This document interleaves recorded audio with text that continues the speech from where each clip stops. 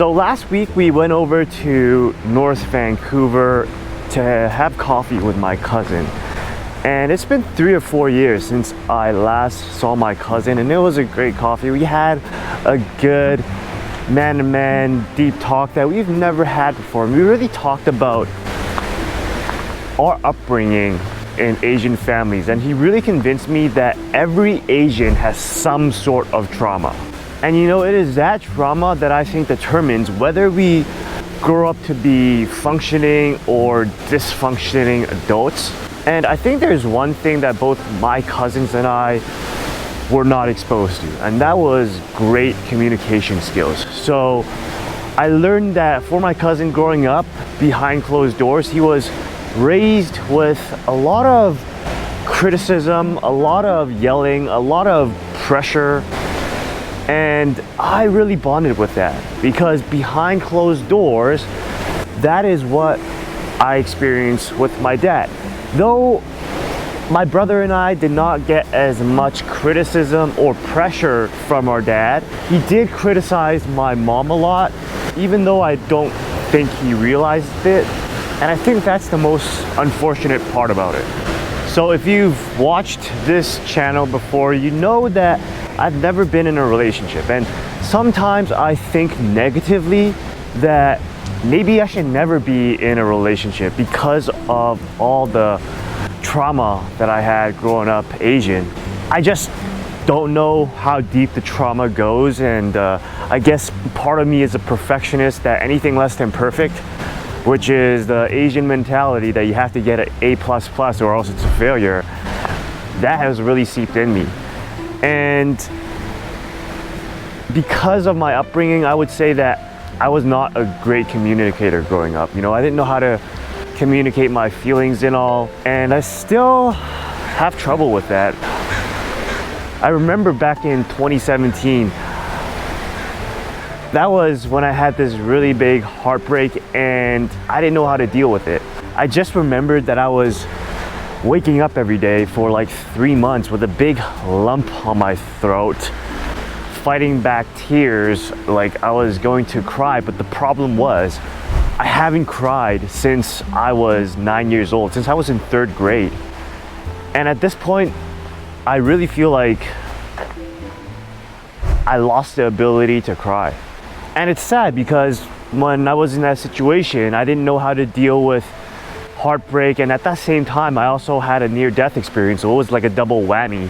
So what I did is I did what I knew best, which is I bottled everything up inside, which is I think how Asian kids or Asians that grew up in an Asian family deals with their problems. They just bottle it up and not know how to express themselves. So all of this clearing behind you, like 20 years ago, it was just full of trees. So I guess they really cleared things out. All of these fences were not here before. So if a kid fell into the ravine, they just fall into the ravine, which I did a bunch of times in grade school because I like playing in the water, and so did my friends. So we just fell into the ravine. So clearing things out sometimes is really important, especially when it comes to your feelings. Bottling up your feelings and not getting things out is not healthy for you, believe me. Especially when you're a crappy communicator and you don't know how to get help. I remember it was 2017, I was also practicing for a dance performance, and I was basically going to my instructor, and every time I go, which is like once a week, we practice for 2 hours. But there was one weekend where I went and visited her. It was only just an hour, and when she asked if I wanted to do any more, I said no, I'm gonna call it quits for tonight. So my dance mentor is also Asian. She's a big empath, so whenever something's wrong and she senses it, she can emotionally help people. And during that time, she realized that something was wrong, and she asked me what was wrong because she's Asian, she's nosy, right? And I told her, I broke out saying that the girl that I was talking to, that I was kind of seeing, didn't work out, and I really liked her, and at the same time I also had a near-death experience. So that brought me to rock bottom, and I didn't know what to do. And when I say that I broke out, I didn't mean I cried. I did not cry, I just opened up, which is a difference. And even opening up, I think, for Asian males, it's really hard. And I think it's still hard. I really, right now, I do not open up to people that easily, because I think for me in my head, there's some sort of difference. Am I opening up too much that makes me look weak? Or am I opening up just enough to get help? So that's something that I still struggle right now with. But anyways, that story aside, my mentor said that, you know, with these things where you're struggling and emotionally with something that you don't know how to solve, you should really talk about it and ask for help. And that made me think about it, because I always thought that up to that point I did think about it. I did talk about it. I did think that I was a great communicator, and she just laughed at me because she's like, Donald, you are not a great communicator. You're a horrible communicator. And that really surprised me, because up until that point, I thought I was great at communication, but apparently I was wrong. So with this whole ordeal, what I learned was that men tend to overestimate themselves. Go figure.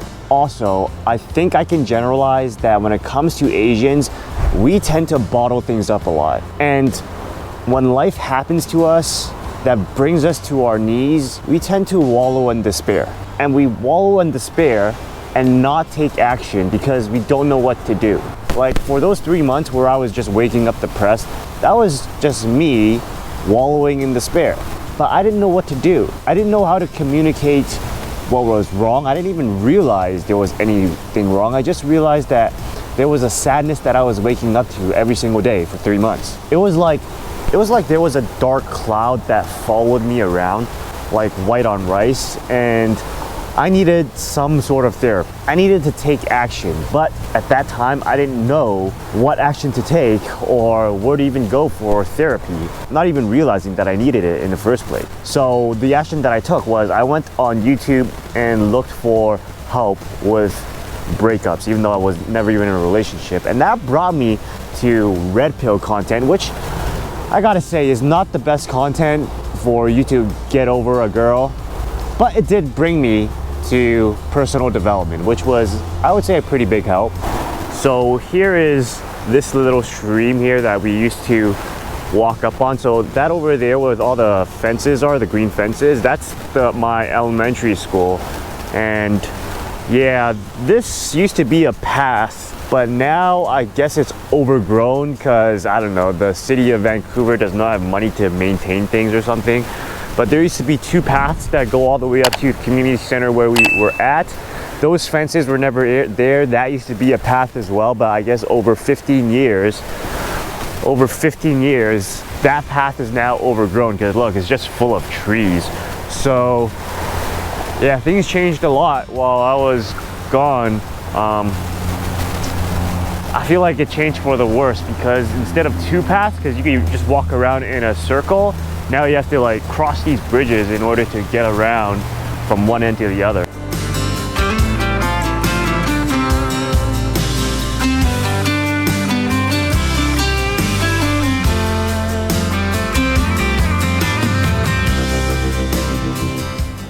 So guys, this is my elementary school, and the soccer field used to be bigger than I remembered.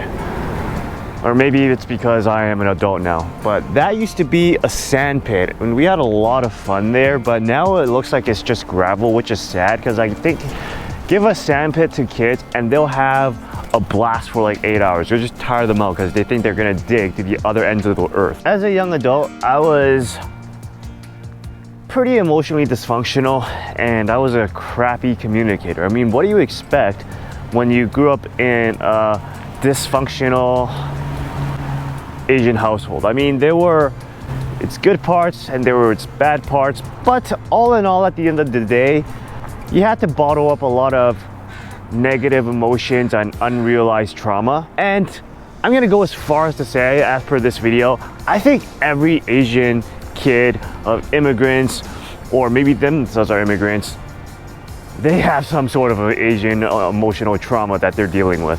So what were the contributions to the trauma? I mean, we know the effects, but what were the causes?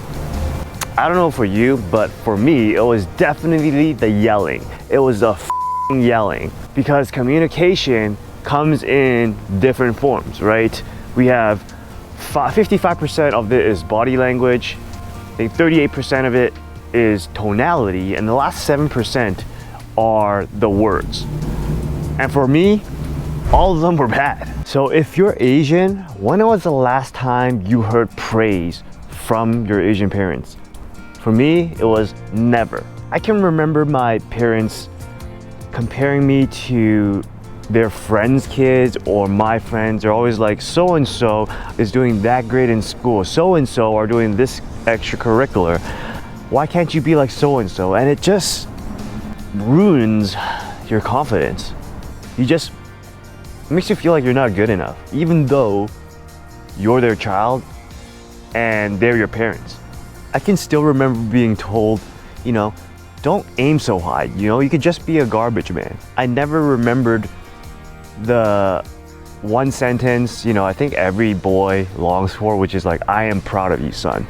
What I did heard instead was, even if you work at McDonald's, I'll still love you. And I think that was the closest form of love or praise that I've ever heard from my mom. Now, that being said, I wouldn't trade my parents for anyone, because I am who I am today because of them, because of the life and experiences that they gave me, and I am extremely proud of that. It's just that those 7% of the words that were told to me, they just weren't the most positive, right? And then there is the other 38%, which is tonality. The tonality I heard from my parents, how they use tonality with each other, to us, it wasn't the best. There was just a lot of yelling, and I think that there are different forms of yelling, but the forms that I was most conscious of and most comfortable with was, I guess, the yelling where it is condescending, or the yelling where they were trying to make a point. I don't know for what reason, but when it comes to Asian parents, well, maybe my Asian parents, they try to make a point. And even when that point is wrong, that there's evidence and fact that can disprove their point to make them and what they're saying wrong, they think that yelling louder would actually disprove the evidence and make their point correct, and at the end of the day, make them right. So I don't know in what world, maybe that is just some unconscious illogical fallacy that they believe in, but yelling is a way of making yourself right when you're in an argument. And then there is the last 55%, right? The body language. I would say that there are good times when we share laughs and things like that. When you're with cousins, extended family, where you have to put on a face, put on a mask to show that, oh, your family's perfect, then that were the times when you can laugh and crack jokes. But I think outside of that environment, when you're just with your immediate family, there was a lot of scowling, because there was a lot of yelling, right? The yelling and the scowling comes hand in hand.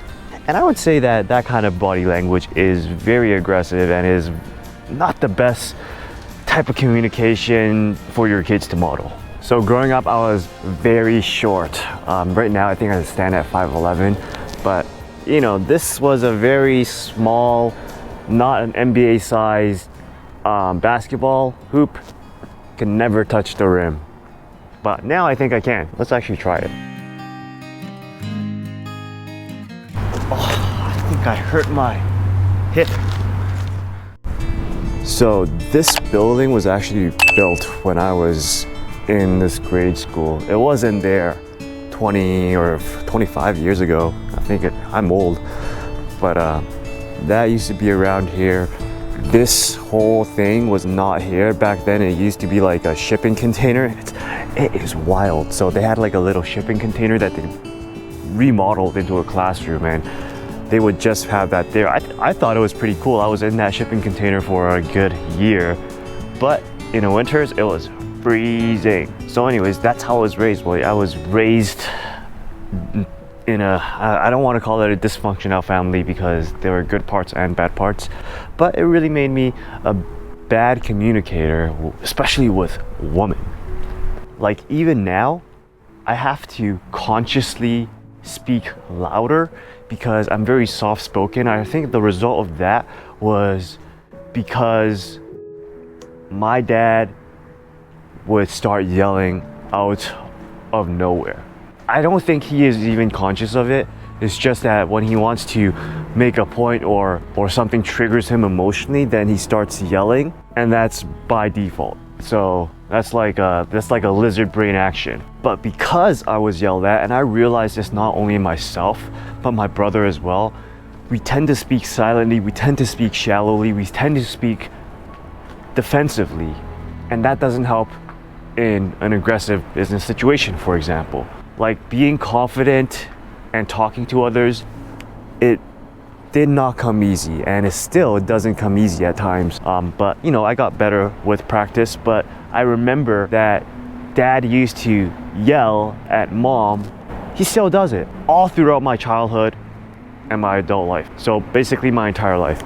And that's what I was raised with. That was what I had to model. And I remember that, you know, when I became a rebellious teenager, that is when I started yelling at my mom too. Like any little thing that triggered me, I would default to yelling, and I was unconscious of it, just like how I just explained that my dad's probably unconscious of his yelling. And you know, that really makes me feel sad, man. Like, oh man, I just wish that I didn't yell at my mom like I did, because she doesn't deserve it, right? But that is just what I was modeling, and that's how it ended up. And thank God I escaped that, because you know, what would happen if I got married and that's how I treated my wife? That wouldn't make me feel good at all.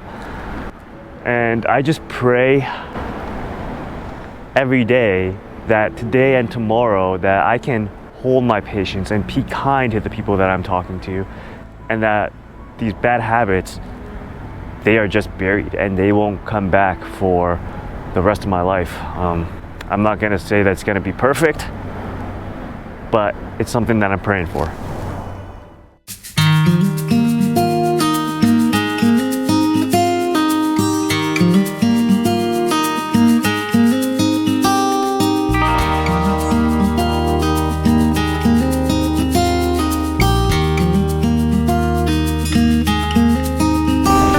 So that pool table where you saw the old people playing pool, that place used to be just all kids. I remember spending so many hours down there. But yeah, it was just a bunch of grade school kids after school on weekends. That's where you used to be, playing pool and playing foosball, but now it's just old people. There used to be some, what do you call those gaming machines? Where you insert the coin and play Street Fighter. That used to be there.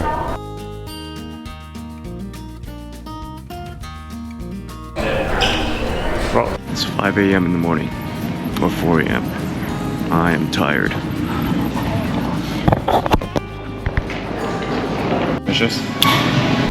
So guys, it is 5:23 as you can see here. And the video kind of ended up abruptly when I was at the community center yesterday, because when I was walking through, one of the Asian receptionists actually yelled at me because they said you can't film in here, which was interesting because I was just filming myself. So yeah, so right now we are at the Plaza Premium Lounge in Vancouver in an international side, and it's actually a really nice lounge. You get to see the food that I had. They always have a really good assortment of food. But back to all the emotional trauma, I think I am very much healing from that right now as my cousin, as far as I can see.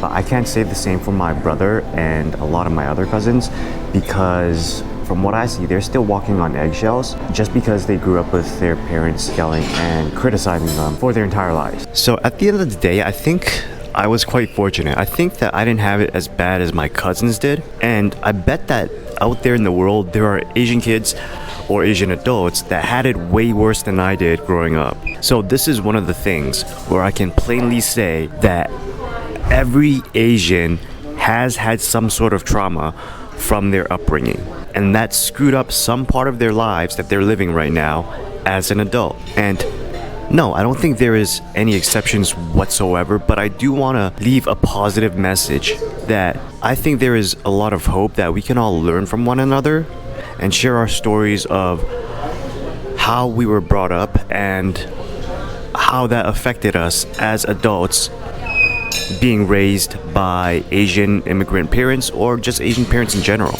And with that, we can kind of dissect everything and help each other solve each other's trauma and help each other become better humans. I mean, Asian millennials and Gen Zs are the most interconnected bunch in the world right now. So I think that with all that interconnectedness, with our connected brains, I think we can solve this problem of our trauma that we had growing up, and we can leave something better off for the kids that will come after us.